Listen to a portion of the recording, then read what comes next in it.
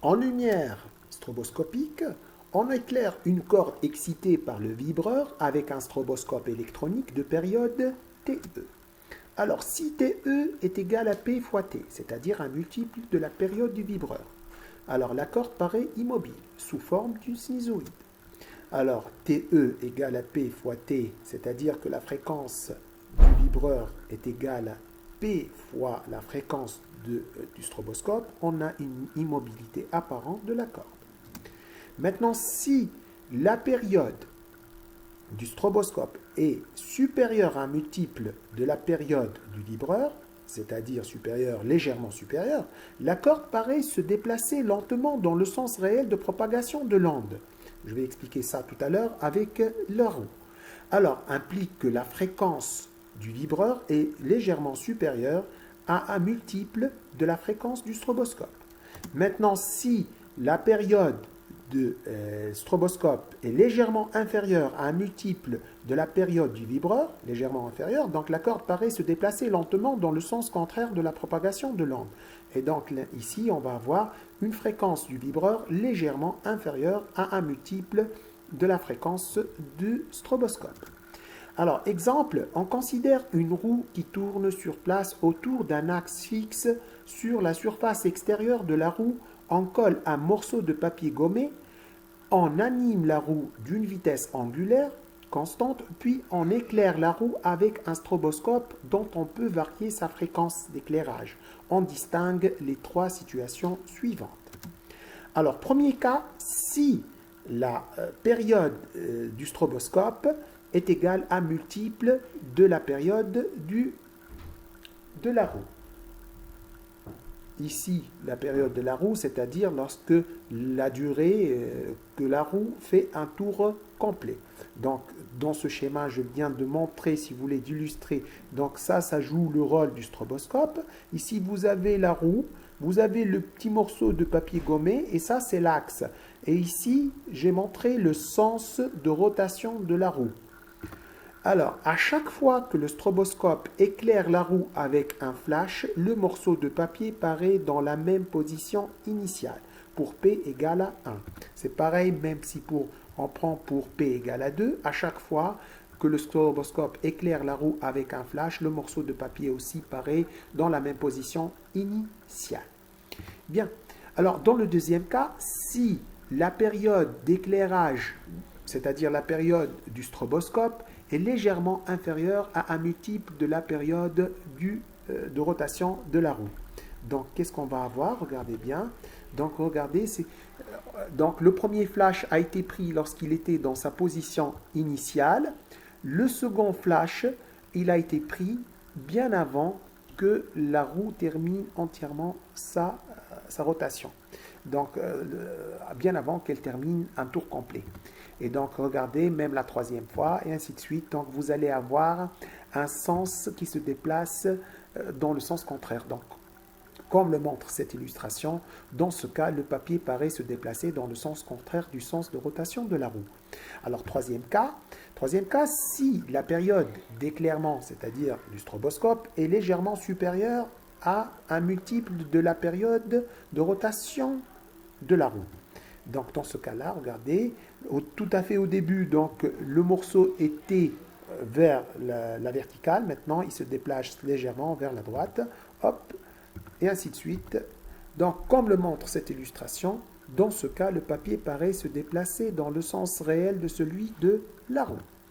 Alors, périodicité spatiale et périodicité temporelle. L'onde est caractérisée par deux périodes. Une période temporelle notée T. Alors, par définition, la période T correspond à la plus petite durée pendant laquelle la perturbation se reproduit identique à elle-même. Elle est exprimée en secondes. Alors, on a aussi une période spatiale notée lambda. Par définition, la période lambda correspond à la distance parcourue par l'onde pendant une durée T, exprimée en mètres. Remarque, pour déterminer la valeur de la période temporelle T, on utilise le diagramme des mouvements. Et donc, vous avez à droite donc, le diagramme des mouvements. Lorsque la variable ici, c'est le temps. Et puis, pour déterminer la valeur de la période spatiale, on utilise l'aspect de la corde ou l'aspect de la nappe d'eau. Donc, vous voyez très bien aspect de la corde lorsque la variable, c'est le x. C'est-à-dire, c'est comme si on va figer la corde par prendre une photo. C'est comme si on prend une photo instantanée de la corde. Et à cet instant-là, donc, on va voir la variable, c'est le x. Et ici, on va avoir le x final ou x franc. Et ici, on va avoir lambda, la période spatiale. Alors, étude théorique, on va commencer par mettre en équation, si vous voulez, le mouvement du point M de la corde. Donc, étude théorique, établir l'équation horaire du mouvement d'un point M de la corde. Donc, vous voyez, vous avez le S qui représente la source. Ici, vous avez un vibreur. Et ici, vous avez un point quelconque de la corde qui est différent de S. Et l'extrémité de la corde, on va l'appeler B. Et on va mettre une pelote de coton, c'est-à-dire des morceaux de coton. Alors, la question qui se pose, quel est le rôle de la pelote de coton? Alors, la pelote de coton sert à éviter la réflexion de l'onde lorsqu'elle atteint l'extrémité B. C'est-à-dire, dans notre cas, dans notre programme de cette année, donc on s'intéresse seulement à l'onde progressive, c'est-à-dire une onde qui ne revient pas, si vous voulez, à la source. Alors, comme la source S effectue un mouvement rectiligne sinusoïdal, donc son équation horaire sera de la forme suivante. Donc, YS de t égale à A sinus oméga t plus phi de S.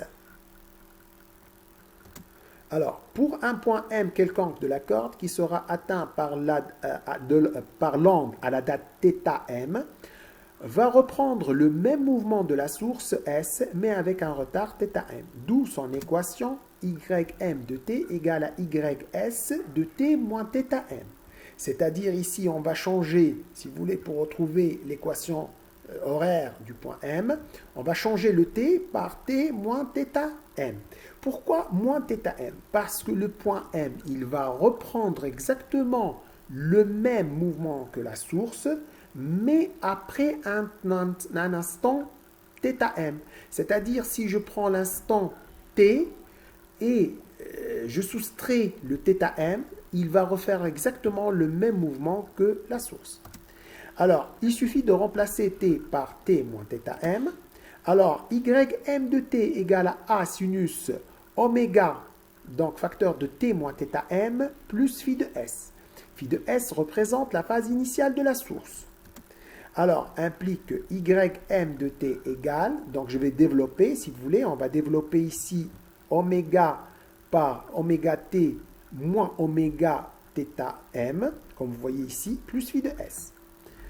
Après, donc, on va changer le oméga au niveau, dans cette expression-là, le oméga, qui est la pulsation, va être changé par 2pi sur t.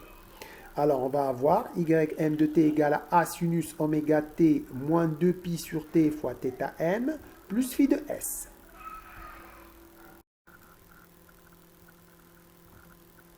Or, θm égale à x sur v.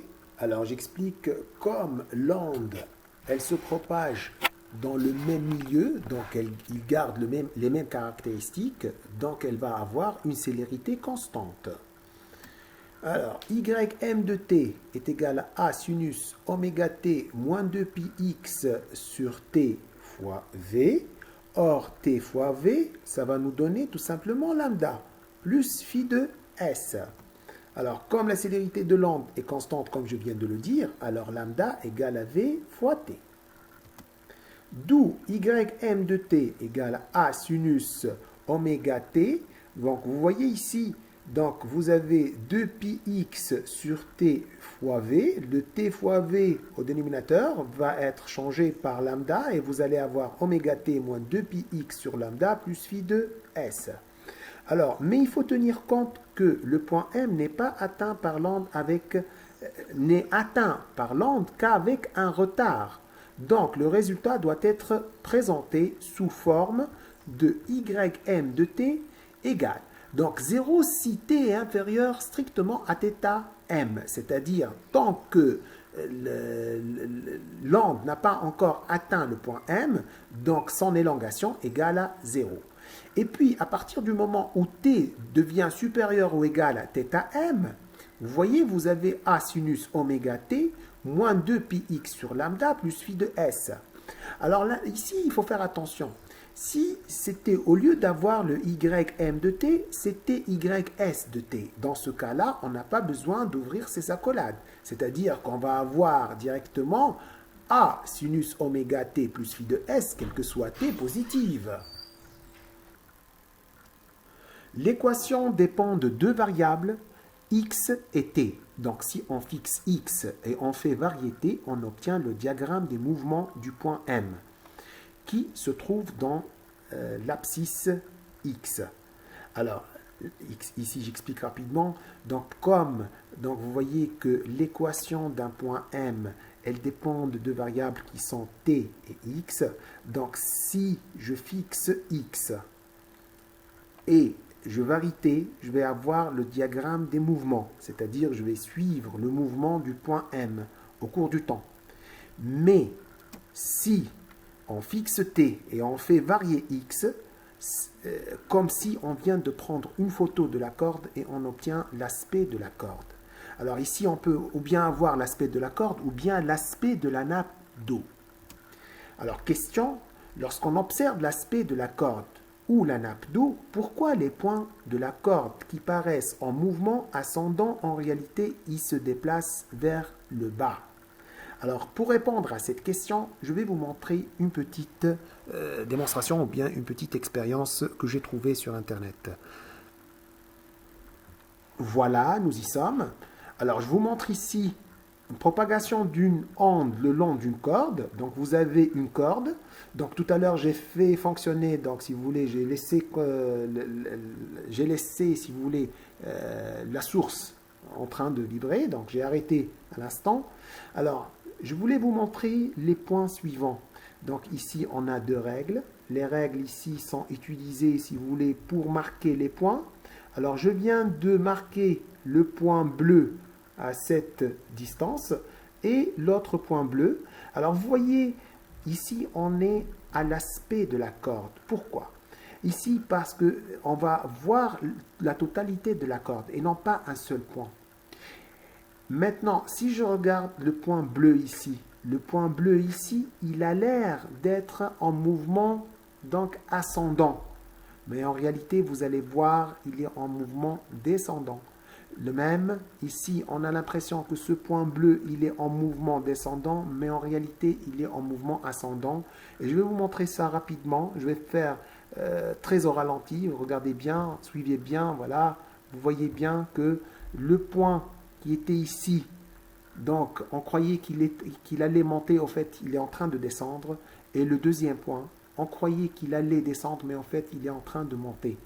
Donc il y a une astuce que j'ai déjà mentionnée dans mon cours. Donc l'astuce, qu'est-ce qu'elle dit? Chaque point suit le mouvement du point qui le précède. Alors comme le point qui précède le point bleu, il est en bas,